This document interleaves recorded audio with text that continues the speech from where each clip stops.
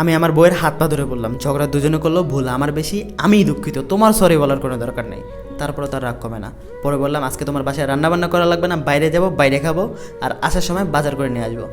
তবুও রাগ কমে না। একটু পর আরেকটা চিঠি নিয়ে এসে দিল। চিঠির মধ্যে লেখা ছিল, আমি আমার বাবাকে নিয়ে কসম করছি, আমি কি এত সহজে আমার রাগ কমাবো? শুধু বাইরে খাওয়াইলেও হবে না, আমাকে বাইরে থেকে শপিং করে দিতে হবে, যেটা যেটা আমার লাগবে। মানে আপনারাই বলেন, ঝগড়া দুজন করছি, ক্ষতি কি আমার একার? যাই হোক, পরে রাজি হইলাম, ঠিক আছে চলো বাইরে যাব, এবং যা যা লাগে তাইতেই কিনে দিব। বাইরে গেলাম, খাইলাম, শপিং করাই দিলাম, আলহামদুলিল্লাহ আজকে আমার 1,00,000 টাকা শেষ। তাই ভাই তোমাদের একটা কথা বলি, বউ যেন রাগ না করে এমন কাজ সবসময় করবা, আর রাগ করলে তোমার জীবন শেষ।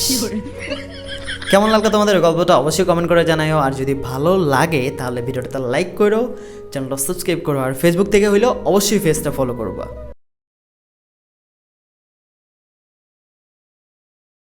有人。